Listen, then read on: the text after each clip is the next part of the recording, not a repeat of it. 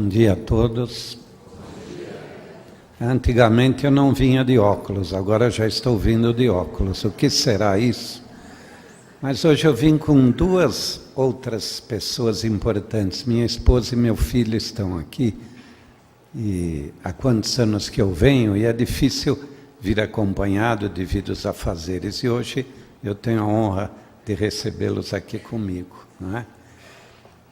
Já faz 50 anos que ela me acompanha e não desistiu. Acho que está mais ou menos bom, não é? Muito bem. O tema é sobre o clarão da verdade. Nós tiramos este tema do livro Palavras de Vida Eterna, de Emmanuel, onde ele pega uma frase, um versículo de Paulo, dirigindo-se à igreja de Éfeso, ou aos Efésios, e ele diz o seguinte: porque antigamente éreis trevas, e hoje sois luz. Interessante, éreis trevas, e hoje sois luzes. Mas antes de começar a falar sobre o capítulo, ou sobre o versículo, gostaria de fazer uma pequena alocução sobre a cidade de Éfeso, que hoje, se não me engano, faz parte da Turquia, mas na época de Jesus pertencia à Grécia. Éfeso foi fundada 1000 anos antes de Cristo, e ela, no Império Romano, se tornou uma das principais cidades dirigidas ou do domínio romano. Éfeso chegou a ser a capital da província da Ásia, e como é um porto, tornou-se um local de grande comércio, de grande interesse para os romanos. Ali construíram-se várias obras de arte. Mas por que nós estamos falando nisso? Por Éfeso passaram figuras muito importantes da história. Passou Alexandre o Grande, guerreiro, passou Cleópatra por lá. Mas passaram duas personagens muito importantes dentro do cenário cristão. Quem leu o livro há 2000 anos, quando o Emmanuel faz uma referência a Éfeso, quando Jesus está na cruz e junto com ele está sua mãe, Marta, e o jovenzinho João, que depois se tornaria João Evangelista. Nessa ocasião, João não tinha mais do que 13, 14 anos, é o que se depreende da leitura. E é aquele instante que Jesus, vendo que sua mãe já era viúva, que já não é fácil ficar viúva, embora para algumas seja uma bênção ficar viúva. Mas para Maria eu acho que não era uma bênção, né? Devia ser difícil. Afinal, seu marido, um grande trabalhador, companheiro, mas já havia se despedido.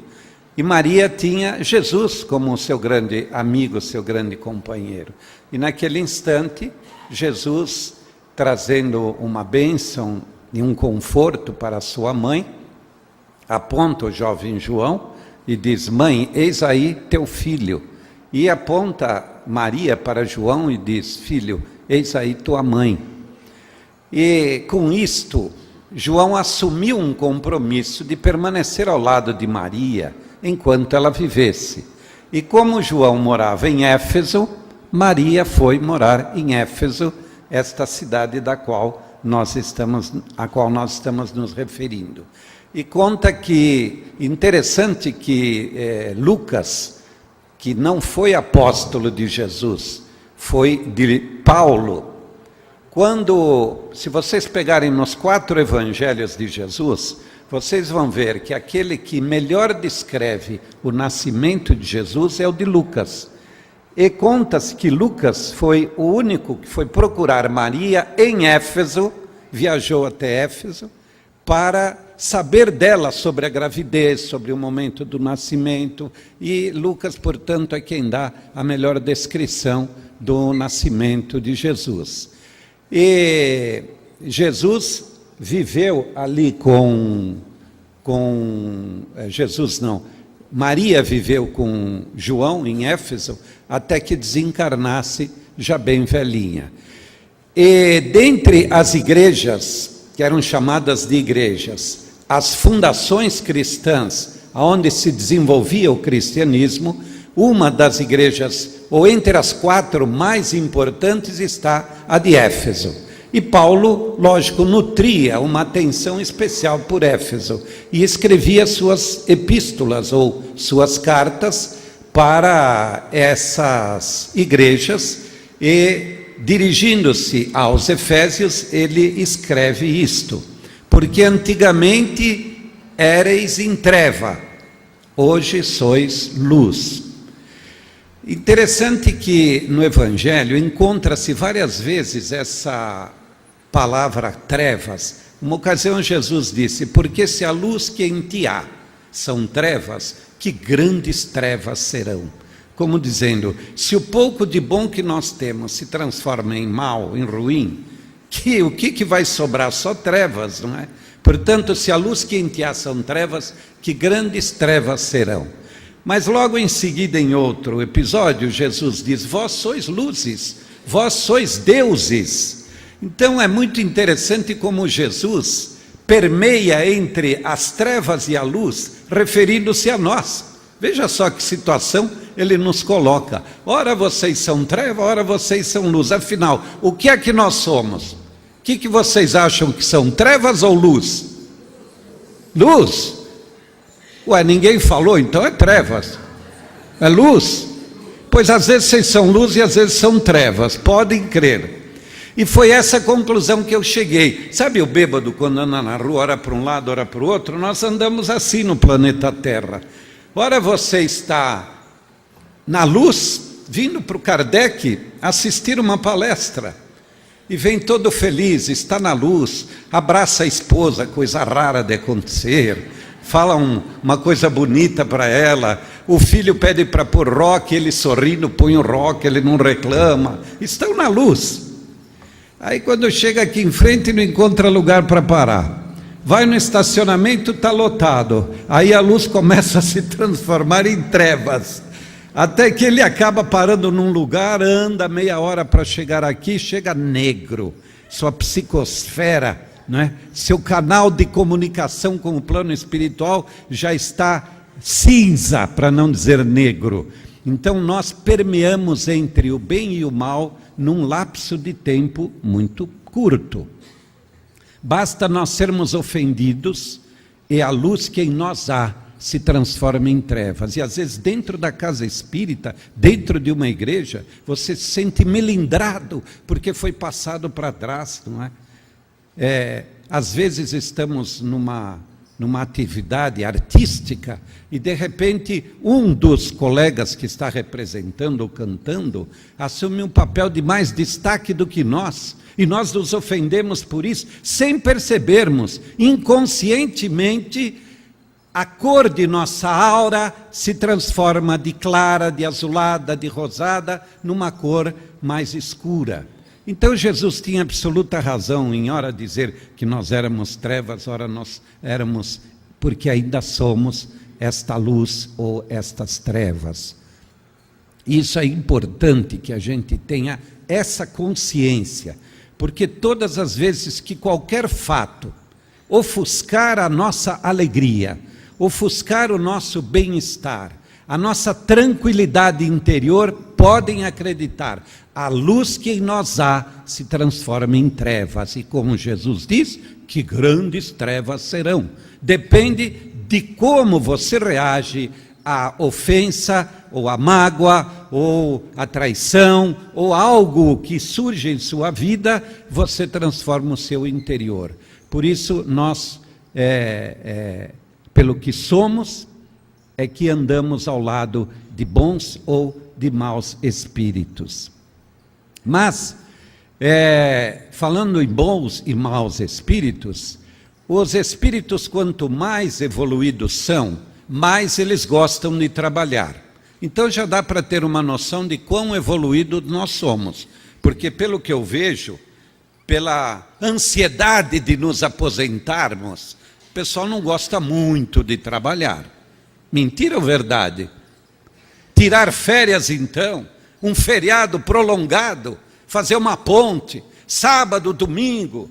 Antigamente trabalhava-se todos os dias, na época da escravidão dos judeus. Aí veio Moisés e estabeleceu o sábado como dia de descanso. Para que o povo aceitasse aquele dia como descanso, ele tornou-o sagrado. Então, o sábado passou a ser sagrado. Para os judeus, até hoje, o sábado é sagrado. Como se a segunda-feira não fosse. Embora eu prefiro muito mais o sábado do que a segunda. Aí vieram os católicos e estabeleceram o domingo como sagrado. Aí ficou bom, porque a gente não trabalhava nem no sábado nem no domingo. E eu estou esperando que os espíritas tornem a segunda-feira sagrada, para a gente não trabalhar também de segunda-feira. Não seria uma boa ideia? Então percebe-se que os espíritos, quanto mais atrasados, menos gostam de trabalhar, mais ociosos são. Aí outro dia estive fazendo uma conta, né?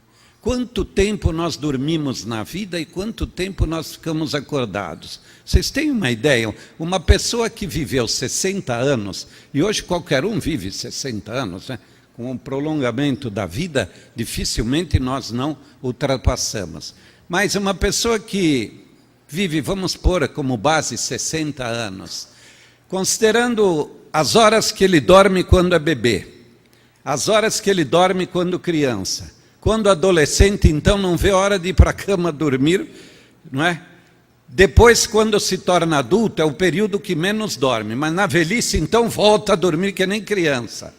E na vida adulta, não vê hora de pegar um feriado, não é? Vai assistir televisão, dorme na frente, vai no centro, na hora de fazer a oração, dorme, na hora que o palestrante está falando, eu espero que ninguém durma aqui, hein? Então, somando todas as horas de sono, eu criei uma estatística, não sei se ela é verdadeira, se ela é otimista ou pessimista, mas em 60 anos, nós dormimos 30 anos. Sabe o que é você passar 30 anos da tua vida dormindo? Não creio que o Chico, que a Madre Teresa de Calcutá, que o Francisco de Assis tenham dormido metade da vida deles, porque eles dormiam pouco e trabalhavam muito. E isso não era um castigo, isso era uma premiação para eles. Para nós trabalhar fora do horário é um castigo, para eles é uma premiação, não é? É incrível que o espírita, principalmente, mas de uma certa forma os caridosos, além das suas horas de trabalho, doam como voluntários mais horas de trabalho para a assistência social ou para o desenvolvimento cultural, religioso. Isto já é um sintoma do despertar de nossa alma para os valores espirituais. Mas dentro desses 30 anos que nos sobram como trabalho, nós dividimos entre trabalho e lazer, porque ninguém é de ferro. Então nós trabalhamos 8 horas, que a lei nos permite trabalhar, mas estamos aí esperando que vá para 6 horas para poder trabalhar menos.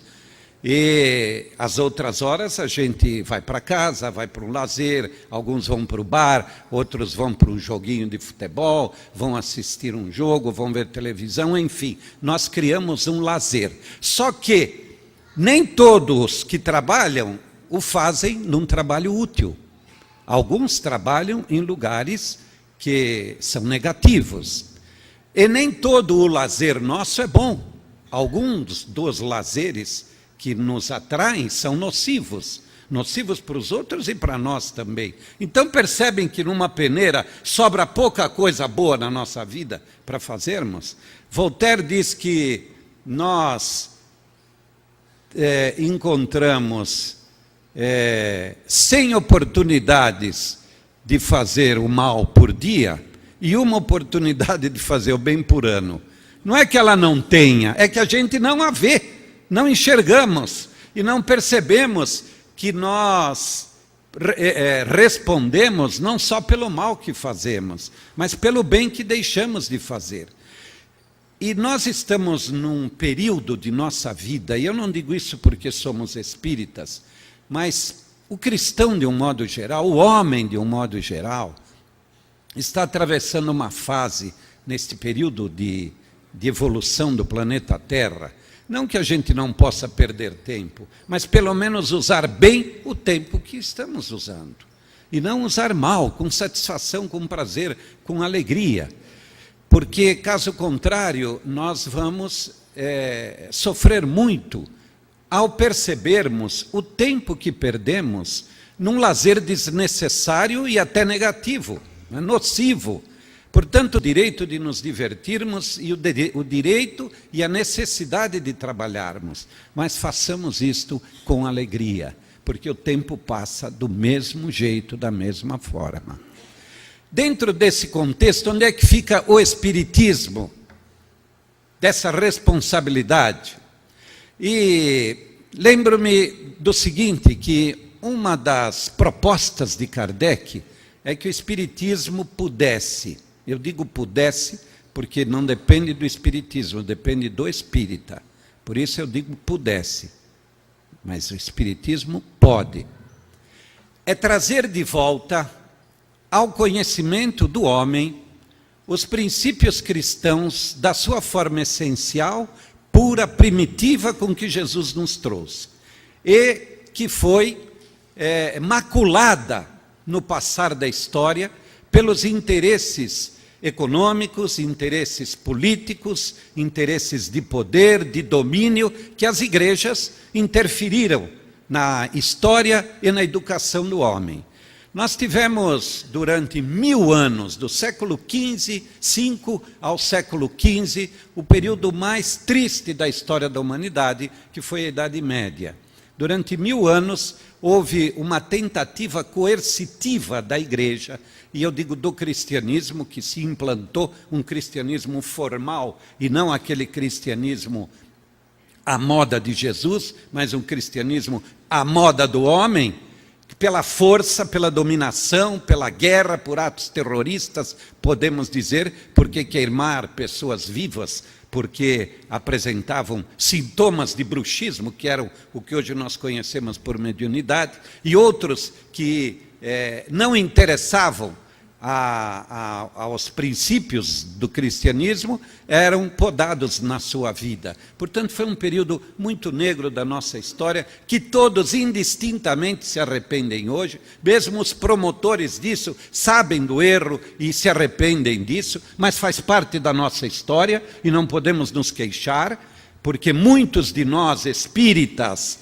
fomos os que promulgamos as sentenças e levamos para as fogueiras as pessoas bem intencionadas. Não pensem vocês que os espíritas estão tentando reviver o cristianismo porque são melhores do que os outros. Nós estamos apenas pagando a dívida que temos num período da humanidade. Porque possivelmente muitos líderes da doutrina espírita foram os que assinaram as sentenças de morte para o cristianismo puro na sua essência. E esta guerra que se travou, principalmente entre muçulmanos e cristãos, e não teve ganhadores, porque numa guerra é como briga entre marido e mulher, ninguém ganha, os dois perdem. Portanto, nós hoje, segundo Kardec, temos este compromisso de forma humilde, voluntária e esquecida, para que ninguém nos veja, para não parecer que somos melhores do que os outros, de fazer com que o cristianismo retome a sua posição original. Depois desse período de 1000 anos, então começaram a surgir... nesse período de 1000 anos, o que dominava era o pensamento dogmático, aquele que você impõe uma ideia e a partir dela você constrói uma teoria. Então você faz o sentido inverso da modernidade. Você inventa alguma coisa e em cima dela você constrói um pensamento, uma teoria e conceitos religiosos, até científicos. Até a ciência era dogmática, a filosofia era dogmática. Quando terminou esse período, começaram a reencarnar espíritos não só inteligentes, mas espíritos voltados para uma nova visão da vida, e entramos no grande período do Renascimento. E neste período surgiram grandes pensadores, grandes artistas na música, na arte, no teatro, e foi um período áureo da humanidade. E mais ou menos pelo século XVIII, 1700, 1800, surgiu o que a história chama de iluminismo. E no iluminismo varreu-se por completo, aboliu-se por completo o sentimento e a ideia dogmática para substituir o dogma pela razão. Olha que maravilha! A filosofia deixou de ser dogmática para ser racional. A ciência deixou de ser dogmática para ser racional. Vocês querem ter uma ideia do que é o pensamento dogmático na ciência? Eu lembro de um professor que ele era engenheiro e ele citou isso. Quando nós começamos a aquecer uma barra de ferro, ela se dilata, não é? Não dilata e aumenta de tamanho? Dogmaticamente, quanto mais nós aquecermos este ferro, mais ele estica. Então, se nós deixarmos o ferro aquecendo, aquecendo, aquecendo, ele vai alcançar um tamanho imenso. Isso é dogmático. Mas na teoria e na experimentação, após uma certa temperatura, o ferro derrete, deixa de se alongar. Vocês entenderam o que é o pensamento dogmático? Então, a própria ciência aboliu o pensamento dogmático e assumiu o pensamento racional. Só a religião que não aceitou a razão, porque acha que a razão colide com a fé, colide com o sentimento, vá de encontro às nossas emoções e não adota a razão. Ela continua sendo dogmática, parte de certos princípios que a ciência já não explica, e a ciência até ironiza certos princípios religiosos, mas continua fazendo parte da fé do homem. E homens intelectuais não percebem que é ridículo aceitar certos conceitos dogmáticos que já não cabem mais, está provado que não são verdadeiros e nem podem existir. Mas a fé cega permite que o homem continue baseando-se nisso. Mas, neste período de iluminismo, surgiu um grande pensador chamado Allan Kardec, que, embora nascesse em 1804, mas em 1850 é que ele foi convidado a assistir a uma sessão de fenômenos mediúnicos. E daí para frente se interessou, passou a estudar teórica e experimentalmente, portanto, usando a razão e não o dogma, e codificou a doutrina espírita. E dentre os objetivos da doutrina espírita, fora o lado científico e filosófico, Kardec pediu ao espírita: esforce-se para trazer de volta o pensamento primitivo, original, simples e completo do Evangelho de Jesus. E como nós, espíritas, podemos fazer isto? Pelo conhecimento que a doutrina espírita nos faculta, nos permite, nos dá, nós podemos reconstruir a análise e a reflexão sobre o Evangelho. Nós diríamos que, atrevidamente diríamos, que assim como houve o antes de Cristo e depois do Cristo, o AC e o DC, há também o AK e o DK.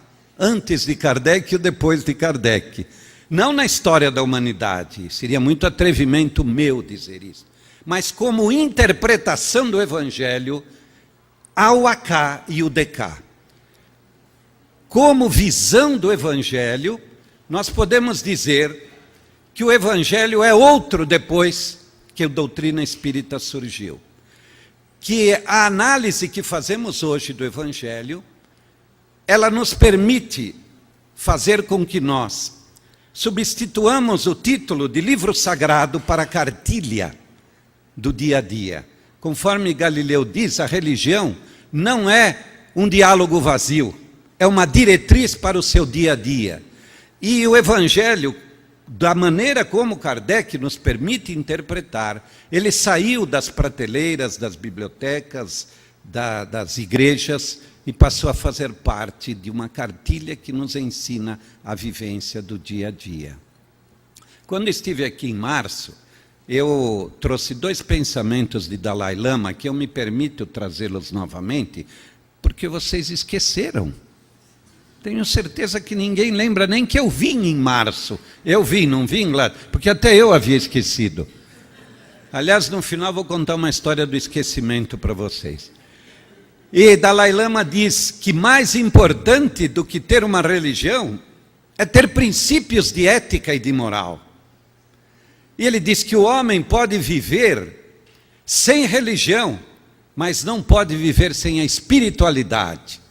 E define espiritualidade como a predisposição do homem para o amor. Vejam que conceitos modernos, um líder religioso nos dando o direito de escolha em consuetude com a doutrina espírita, com o cristianismo, mostrando que os grandes pensadores, os espíritos de alto nível, se somam, não se dividem, não levantam bandeiras, porque todas nos levam ao bem. Entretanto, as religiões continuam levantando suas bandeiras e as cisões dentro da própria doutrina para um mostrar que é maior ou melhor do que o outro.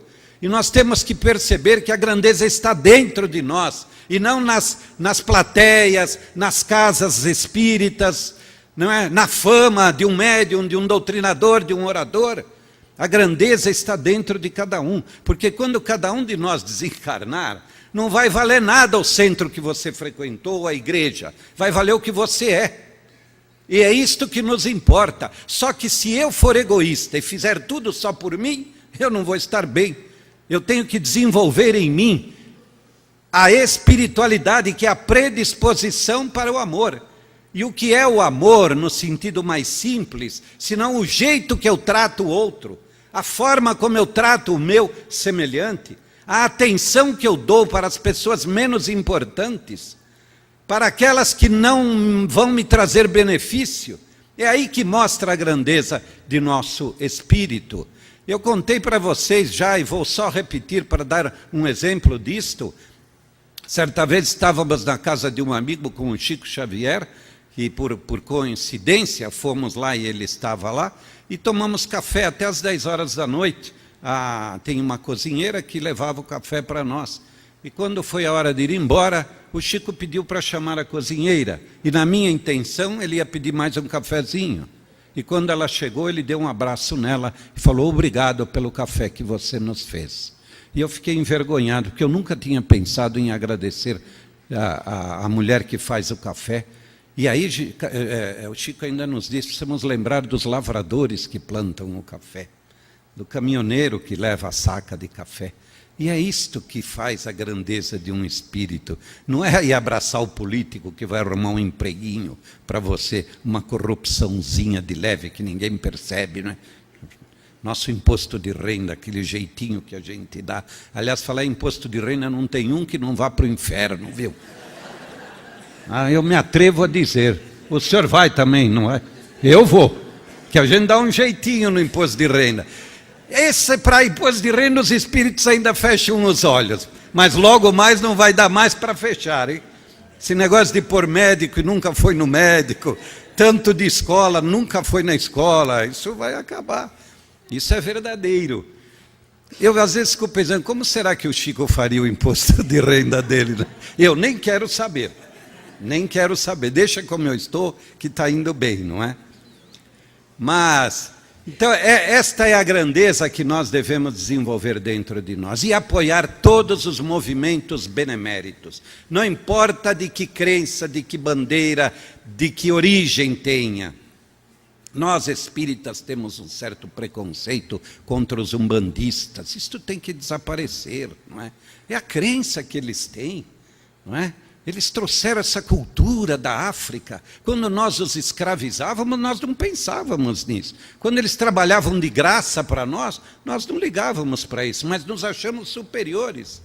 Não é? Temos a nossa forma de pensar, eles têm a deles, os católicos, os evangélicos. E o próprio Dalai Lama diz que a melhor religião é aquela onde você se sente bem. Eu sou espírita porque me sinto bem aqui, senão eu já teria mudado. Ela satisfaz toda a minha curiosidade, minha necessidade, meu desejo de aprendizado, a liberdade que ela me dá de ser espírita, sem apontar o dedo para mim, dizendo que eu estou cometendo um pecado, que eu vou para o céu ou vou para o inferno, não é? O espírita acabou com o céu e o inferno. O senhor sabia que o senhor não vai mais para o céu? Também não vai para o inferno. Tem essa vantagem. Não é? Nós vamos ficar por aqui mesmo, viu? E dentro dessa forma de pensar, eu trouxe aqui um teste para vocês. E vocês vão me ajudar a responder 10 perguntas, mas só meneando a cabeça, para cima ou para baixo. Façam um teste, para baixo, todos. Mesmo quem tem torcicolo. E negando. Eu acho que 10 vezes fazerem isso não vai machucar ninguém. E vai demonstrar humildade. Porque às vezes a gente está num grupo e você percebe intelectuais, doutores, e acham que não participando das atividades do povão se mostram maiores. O maior, disse Jesus, é o que se fizer menor. E quando vocês vão se sentar, não procurem sentar nas primeiras fileiras, sentem-se nas últimas. Mas isso é metafórico. Não quer dizer que as cadeiras da frente vão ficar vazias. Eu adoro ver vocês aqui, viu? Olha quantas mulheres bonitas, a minha está na terceira fileira, mas é bonita também. E essas questões são do dia a dia, é como se nós fôssemos tirar o Evangelho das prateleiras e trazermos para o nosso dia a dia. Como nós reagimos em nossas atividades comuns, normais. Esta é a função da doutrina espírita. Não é complicada. Interessante que eu estava num congresso espírita lá em Natal, agora no final de agosto, e o tema era mediunidade. E um dos oradores, muito brilhante, ele é de Pernambuco, ele contou que a desinformação da doutrina espírita, às vezes, cria certos problemas. Diz que um senhor que havia começado na doutrina resolveu se tornar doutrinador. Doutrinador é aquele que conversa com o espírito, diferente do exorcista que expulsa o espírito. A doutrina espírita ensina que nós temos que dar ao espírito conhecimento para que ele conscientemente se arrependa e deixe de fazer o mal ou de sofrer. Como fazemos com um aluno, como o psicólogo faz com o seu paciente. E este doutrinador mais ou menos novo, ele teve a infelicidade de receber um espírito que era inteligente e não se dobrava facilmente. E estava chovendo lá fora, sabe? Conta ele. E o doutrinador foi se cansando, uma hora ele abriu a porta, pegou a médium, pôs lá para fora e trancou. E a médium ficou lá fora tomando chuva. Aí acho que o espírito foi embora, não é? Porque a própria médium reagiu. Então são certas coisas que a gente tem que tomar cuidado para não cometer. Por isso a doutrina, ninguém achou muita graça nisso, né? Eu achei muito engraçado a hora que ele falou que quando terminaram os trabalhos, ele abriu a porta e a mulher estava toda molhada lá fora. Está vendo? Ninguém acha graça mesmo. Mas então, eu tenho aqui algumas sugestões para vocês responderem assim ou assim. Só que eu quero dizer, se alguém teria que falar assim e fizer assim, vai para onde? Para o inferno. Mas antes, deixa eu fazer umas colocações em 2 minutinhos. Algumas colocações que mostram como o Espiritismo vê diferente o Evangelho. Por isso que eu disse antes de Kardec, depois de Kardec. Por exemplo, todos os milagres que existem no Evangelho, e o Evangelho está rico de fatos milagrosos, o Espiritismo explica como um fenômeno mediúnico. Mudou o conceito, não existe milagre, existem fenômenos mediúnicos, alguns ainda incompreendidos pelo conhecimento do homem, mas todos eles têm uma razão de ser, têm um motivo, têm uma explicação física, espiritual. Quando os apóstolos faziam curas, eles estavam doando o seu magnetismo e mais o ectoplasma que os espíritos se utilizam para exercerem aquela atividade chamada milagrosa. E milagre não é não é propriedade de nenhuma religião e nem o fenômeno mediúnico. Cura se faz em todas as épocas, em todos os tempos, em todas as religiões. Portanto, o fenômeno mediúnico é universal, não é propriedade do Espiritismo. Mas veja como muda o conceito do Evangelho. Quando se diz que Lázaro ressuscitou, vem a doutrina espírita e diz: havia ali apenas um sono cataléptico. O seu espírito ainda não havia se desligado do corpo, porque quando há o rompimento, não há mais nada que possa fazer o espírito retornar e acordar a matéria. Portanto, Lázaro não estava morto. E Jesus diz, ele está dormindo. Jesus diz textualmente, mas até bem pouco tempo, nem a medicina percebia quando o indivíduo estava dormindo ou não, quantas pessoas foram enterradas vivas, não é? Tem até a história de um grande ator brasileiro, português, Sérgio Cardoso, que foi encontrado no caixão, virado, e o médico que estava ausente quando ele foi enterrado, disse que se ele estivesse aqui não teria deixado enterrar, porque o coração dele parava, mas não havia ainda a morte cerebral, a medicina não ia por este lado. Portanto, o que aconteceu com Lázaro 2000 anos atrás é perfeitamente compreensível. E se ele não havia morrido, sabe o que quer dizer milagre? A interrupção de um ato natural. Ato natural são todos os atos vindos de Deus. Se nós temos que burlar um ato natural, nós estamos indo contra a lei de Deus. Portanto, o milagre, teoricamente, não pode existir. Qualquer cura, qualquer fenômeno que ocorra, tem que estar inserido nas leis naturais, porque as leis naturais são criação de Deus. O que foge disto não é de Deus, então não existe. Portanto, o que Jesus fez foi fazer Lázaro voltar ao corpo. E o fenômeno da ressurreição veio ser completamente transformado pelo Espiritismo, que aliás não é criação do Espiritismo, nós apenas estudamos a reencarnação. Não é possível, hoje em sã consciência, a ciência aceitar que possa haver ressurreição. Como é que o nosso corpo, que já se desintegrou, e pelas leis da física, eles reintegram outros corpos da natureza? Quer dizer, o nosso corpo, ao se desintegrar, pode participar da formação de uma flor, de um animal, de qualquer outra matéria. Veja que coisa absurda, desde que a humanidade foi criada, há milhões de anos, reintegrar todos os corpos para haver a ressurreição. Aí vem Kardec e explica o fenômeno da reencarnação como um corpo novo que se forma no ventre da mãe, algo maravilhoso, apenas o espírito que muda de casa. Aliás, aqui todo mundo vive mudando de casa, melhorou um pouco de condição, já vai para um bairro melhor, vai para uma casa mais bonita, compra um carro novo. Por que eu não posso mudar de corpo? Consciente ainda de que possivelmente eu volte para a mesma mãe. O duro é voltar para a mesma esposa, mas para a mesma mãe, a gente pode voltar. Aliás, para a mesma esposa é até um mérito. O duro é para o mesmo marido.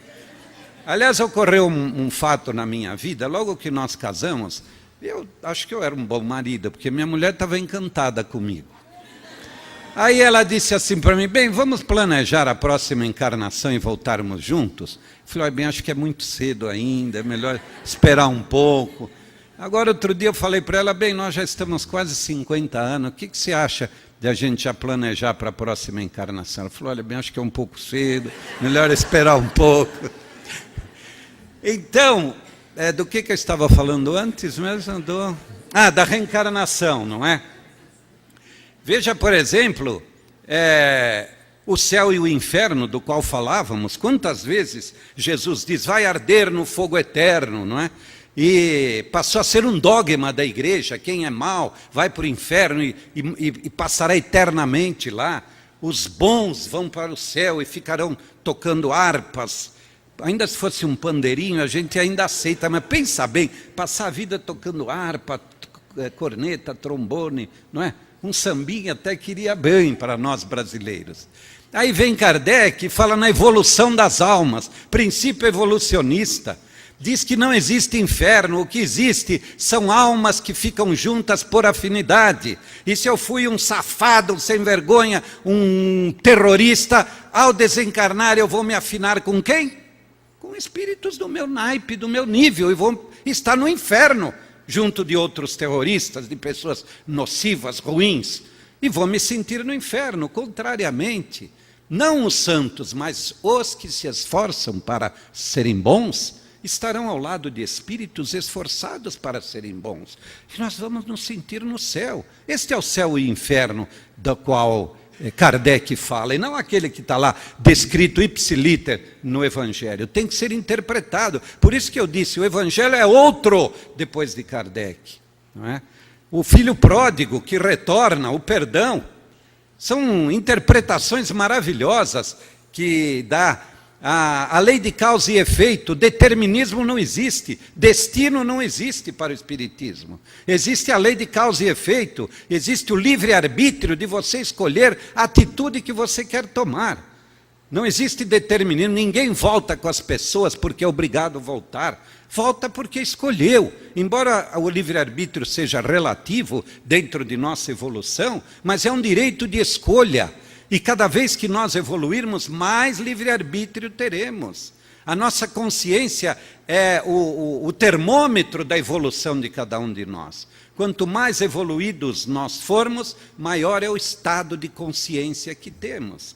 E a consciência é que nos diz o que é certo e o que é errado. Não adianta você querer empurrar o teu filho para a estrada que você quer. Ele vai pegar o caminho que ele quer. Ele volta e pega o caminho que ele quer. Quantas mães, quantos pais se perdem nas noites atrás dos filhos, atrás de locais inseguros, de droga, de crime. E os filhos vão voltar quando resolverem voltar. Às vezes é aos 20 anos, aos 40, e outras vezes é na outra encarnação. Porque o plano espiritual está assim, de espíritos que desencarnam precocemente, porque abreviaram sua vida, ligando-se à violência, ao crime, à droga, e vão responder por isso, porque lei, causa e efeito.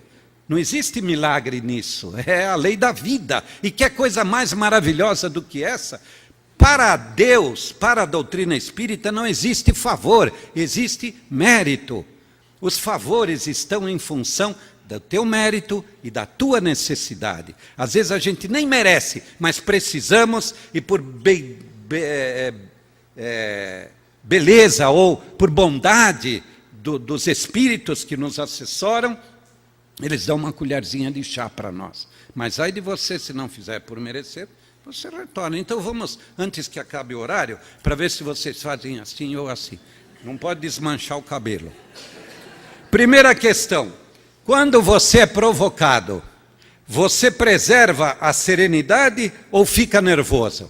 Respondam. Não fica nervoso ou fica nervoso? Preserva a serenidade? Tá bom, então quem fez assim, preserva a serenidade. Aqui eu estou vendo que só tem anjo, ninguém fez assim. Como?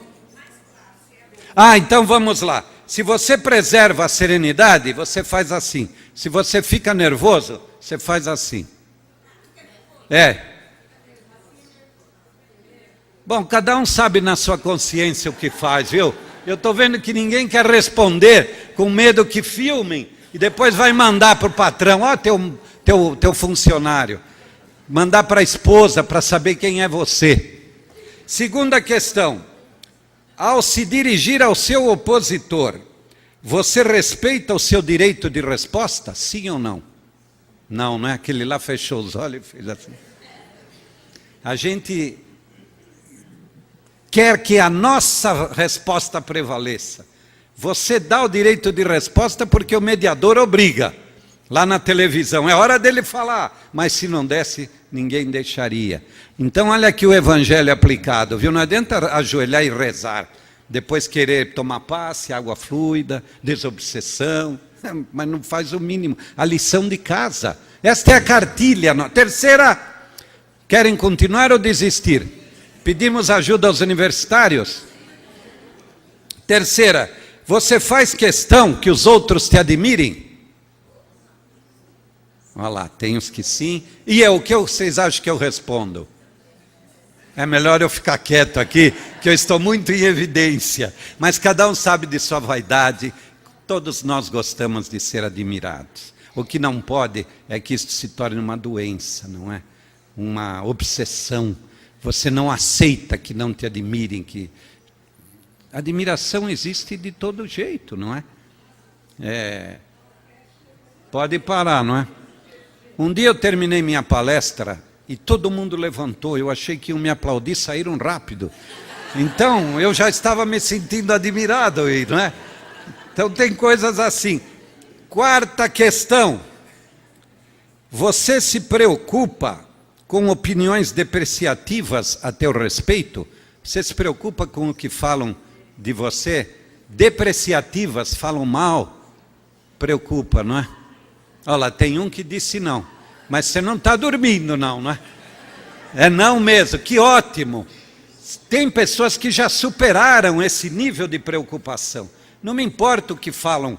Quando eu fiz a palestra aqui, eu falei sobre o estudo e fiz uma comparação entre ciência e religião. A ciência não dá a mínima para a religião. Ela segue a seu curso. Já a religião não, fica se preocupando se a ciência não está indo contra os princípios de Deus. O princípio evolutivo de Darwin ainda não é aceito por religiões. A religião fala não para Darwin. Não é? E outras invenções, outras conclusões da ciência não são aceitas. A ideia da ressurreição, a ciência é completamente contrária, a religião não aceita. Então, tem horas que a gente diz não, precisa ter o conhecimento do que diz não.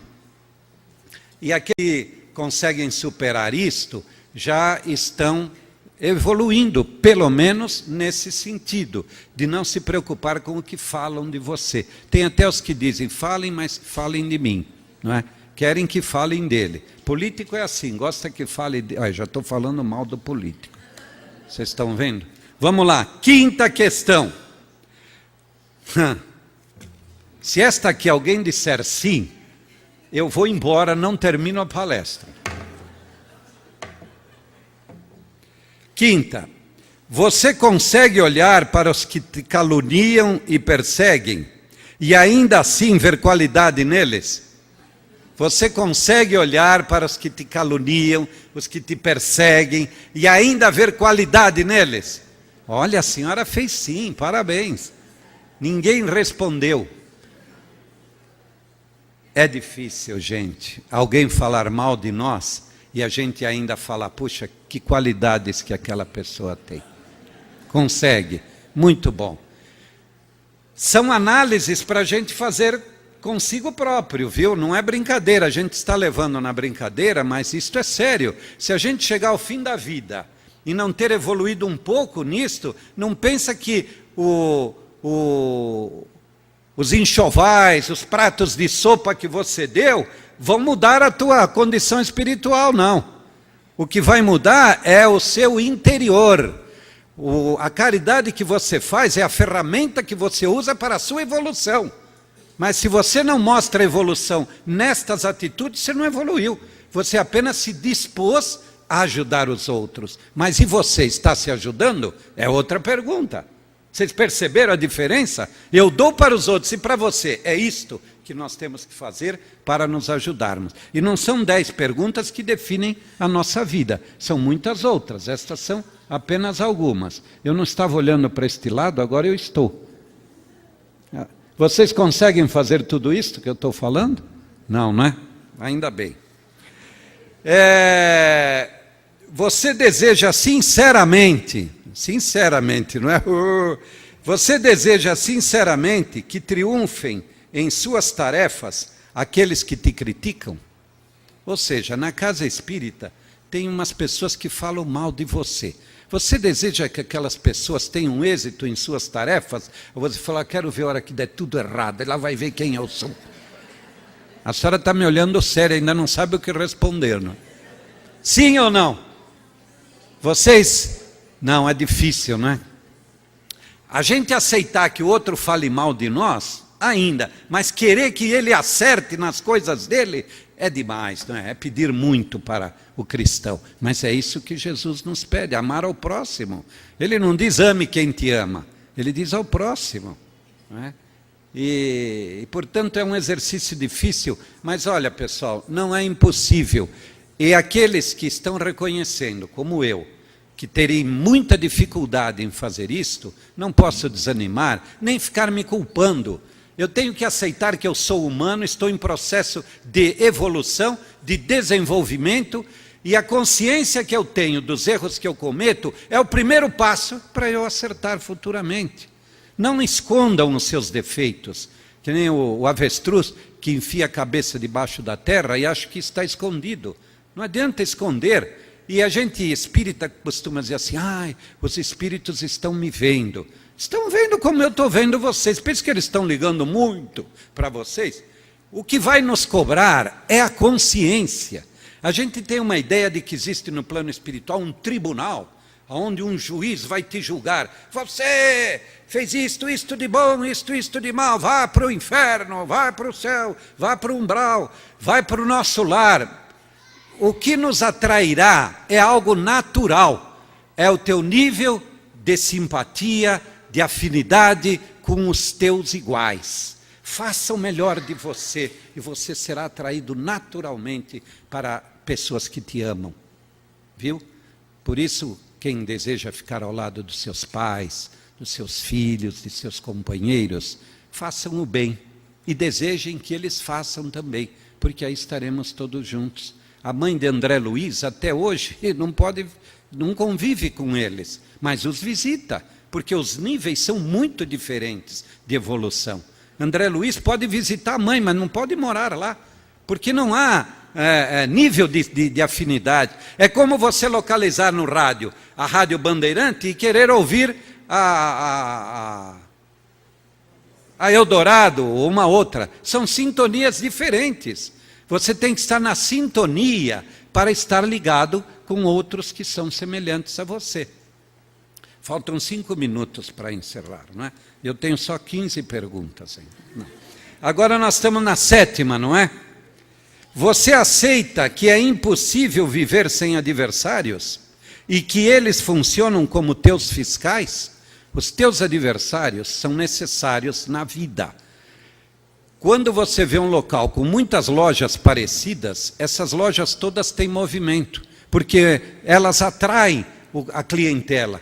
Quando uma loja está sozinha num lugar, é difícil ir lá. Então os adversários são os nossos concorrentes. Eles nos ajudam a progredirmos, porque eles têm coragem de apontar o teu defeito. Ele diz assim, fulano não presta, aquilo chega no teu ouvido. Por que não presta? Teu amigo nunca diria isso. Aí você vai ver que não é bem que não presta, mas que você faz coisas desagradáveis, faz. Então você começa a mudar o teu comportamento. Santo Agostinho, no Evangelho segundo o Espiritismo, quando ele fala sobre reforma íntima, ou conhece-te a ti mesmo, ele diz o seguinte, de vez em quando, numa das propostas dele, ele diz, de vez em quando, pergunte a um inimigo seu o que ele acha de você. Aí você vai saber o que você é. Porque perguntar para sua mãe, mãe, o que você acha de mim? Nossa, meu filho, você é o melhor homem do mundo. Não é? Agora pergunte para a esposa que se separou de você, o que ela acha de você? Você vai ver que você não é bem o melhor homem do mundo. Também não é o pior, não é? 8ª, ninguém abanou a cabeça aí, hein? Vamos lá, nesta 8ª. Agora, eu quero ver se vocês sabiam disso. Você sabia que 90% das pessoas que querem saber da tua vida é para contar para os outros? Sabia, né? Aquele monte de amigo que põe a mão nas tuas... Nossa, qual o teu problema? Pode falar, sabe que eu sou teu amigo. É para ir contar para o outro. 90%. Isso é um dado estatístico, não sou eu que estou inventando. E como nós vamos selecionar os 10%? É difícil, só a tua sensibilidade é que pode provar. Então fale o estritamente necessário para pessoas de tua absoluta confiança, para que você não esteja como vítima ou vulnerável na mão de pessoas de má intenção. E não se esqueça que se tem 90% querendo saber da tua vida, você faz parte dos 90% que querem saber da vida dos outros. Então eduque-se para não fazer parte, e seja os 10% que vão sempre querer o bem do outro. E os Espíritos nos dizem, Kardec fala, se você não tiver nada de bom para falar do outro, cale a boca. A melhor coisa que você faz para o teu amigo ou para o teu inimigo é silenciar diante das negativas da vida da pessoa, dos defeitos. E só fale mal de alguém se for para a própria pessoa, e com carinho, com amor, para que ela se corrija. E se você precisar falar alguma coisa de ruim de alguém, você fale para as pessoas que possam ser beneficiadas, que precisam ser avisadas daquele comportamento. Não fale só por falar. São princípios cristãos. É tirar o evangelho da prateleira. É AKDK, antes de Kardec e depois de Kardec. E a nona. Você sabia que mais importante que os fatos são as atitudes? Vou dizer por quê. E assisti uma palestra ainda anteontem do Isaías Claro, que ele dizia o seguinte: Jesus estava na cruz e junto com Jesus tinha 2 ladrões, não é? Só que um deles praguejou contra Jesus e o outro pediu perdão a Jesus e que se arrependia do que fez. E ali estavam 3 fatos iguais. Os 3 estavam sendo crucificados. A atitude de um foi de praguejar e de ira e de rancor. A atitude do outro foi de perdão. E a de Jesus, pedir que perdoasse a todos. Então percebem o mesmo fato, 3 atitudes. Aí o Isaías citou o seguinte, que os casais se casam e geralmente procuram se atrair pelos opostos. Então vamos dizer que o marido seja um munheca, porque geralmente é o marido, não é a mulher. E a mulher então é o quê? O que normalmente é uma mão aberta. Aí os 2 começam a conviver juntos e as brigas começam a surgir, porque ele puxa daqui, ela abre de lá. Até o fim da vida, o que nós precisamos fazer para aprender? A mão dela se fechar um pouco e a dele se abrir um pouco. Esta é a comunhão de interesses que deve haver em nossa vida. É assim que eu fiz, bem mais ou menos, né? Então, nós temos que aprender a conviver com a vida. Isto é a aplicação do Evangelho. É o que Galileu diz. A religião não é um diálogo vazio. É uma diretriz para o teu dia a dia. Não adianta eu chegar no plano espiritual sabendo a Bíblia de cor, o livro dos Espíritos, as 1019 perguntas, pelo menos o número eu decorei. Decor, não adianta. Precisa ver o que você fez delas. Agora eu vou colocar um outro artigo aqui, que eu falei assim, sabia que mais importante do que os fatos são as atitudes? Agora eu vou avançar e vou dizer, você sabia que mais importante do que as atitudes são as intenções? Você sabia que Dimas, aquele que pediu perdão para Jesus, podia estar jogando com Jesus? Podia estar manipulando Jesus? Podia dizer, me perdoa, quero estar com o Senhor, mas por dentro não estar. Então as intenções são mais importantes do que as atitudes, e as atitudes são mais importantes do que os fatos. Nós vivemos abraçando as pessoas, alguns são nossos inimigos. Com que intenção você o abraça? É para perdoar? Para pedir perdão? Ou para simular uma atitude?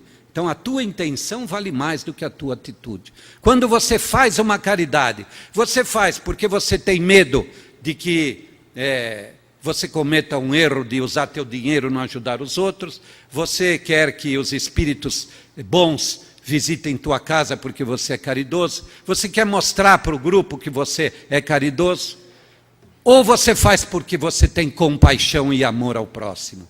O fato é o mesmo. A atitude de dar é diferente. Eu posso mandar um cheque pelo banco e posso levar pessoalmente na casa do pobre. São atitudes diferentes. Mas ainda assim o que vale é a intenção com que eu vou à casa do pobre. Quantos políticos estão indo na casa dos pobres pedir voto? Qual é a intenção deles? É de caridade? Então percebam que nós estamos chegando num nível de entendimento que não dá mais para voltar para trás. Vocês, ao saírem daqui, sabem que a consciência é o barômetro da sua vida, que os fatos valem menos do que suas atitudes. O fato que está ocorrendo no Brasil atualmente, politicamente, economicamente, é um fato que atinge todos, mas atitudes nossas são diferentes. Aos que vivem reclamando do governo, aos que se calam e trabalham, aos desempregados que não reclamam e os que vão roubar porque estão desempregados. E há aqueles que não estão empregados e se fazem de vítimas. E outros que corajosamente vão varrer qualquer lugar para ganhar um dinheirinho. Então as intenções que nós temos são realmente o diferencial do cristão. E a última, essa é para todos, eu acho que ninguém sabia disso. Isso quem escreve é Voltaire. Ele diz o seguinte, agora é a última. É mais claro que o sol que Deus criou a mulher para domar o homem. Vocês sabiam disso? Homens, vocês tinham uma noção de que... Isso foi Voltaire, não quer dizer que seja isso, não é? Que Deus criou a mulher para domar o homem. Quer dizer, nós somos cavalos chucros, burros. Somos feras. E elas são as domadoras, os anjos que vêm servir a nossa vida. Só que o que Voltaire não sabia é que pela lei da reencarnação as benditas já foram ou serão homens em outras encarnações. Aí nós estaremos por cima, domando as feras. Lógico que não podemos levar ao pé da letra, mas realmente as mulheres são muito nossas amigas e grandes auxiliares em nossa vida. E para encerrar, vocês sabem que, por mais que o casal se ame, quando vão ficando com mais idade, as coisas vão se tornando tão rotineiras que a gente faz as coisas sem perceber. E o pior é que, com a idade, a gente começa a esquecer. Esquecer das coisas, não é? É comum a gente se encontrar no meio da casa e perguntar, nós já almoçamos ou ainda vamos almoçar? Tem essas coisas, né? Mas a gente tem que aceitar, a idade ela vem para todos, é da natureza humana. Mas tinha um casal de velhinhos, que isso sirva de exemplo para todos, como os homens devem agir com as mulheres. Aliás, os homens devem saber o que as mulheres querem antes que elas peçam. Assim a gente se esquiva do que elas vão pedir, não é? Não, mas pode bater palma, é isso mesmo. Os homens devem perceber o que as mulheres querem antes que elas peçam. E esse casal de velhinhos estavam jantando. E ele percebeu assim, ela quer uma bola de sorvete. Quando terminaram de jantar, ela disse para ela, benzinha, você quer uma bola de sorvete? Ele falou, quero, como é que você sabe? Eu percebi que você quer. Aí ele levantou, ela falou, bem, não é melhor você escrever, senão você pode esquecer o que você vai buscar. Imagina que eu vou esquecer, eu vou buscar uma bola de sorvete. Aí ele andou mais um pouco e falou, eu acho que você quer 2 bolas de sorvete. Ele falou, é verdade, quero mesmo. Mas não é melhor você escrever, senão você vai esquecer. Imagina que eu vou esquecer. E ele foi buscar o sorvete. Dali uns 10 minutos ele voltou com 2 ovos fritos. E pôs em frente a ela. Ela olhou, bateu na mesa e falou, eu não disse que você ia se esquecer? Cadê o pão que eu pedi? Muito obrigado.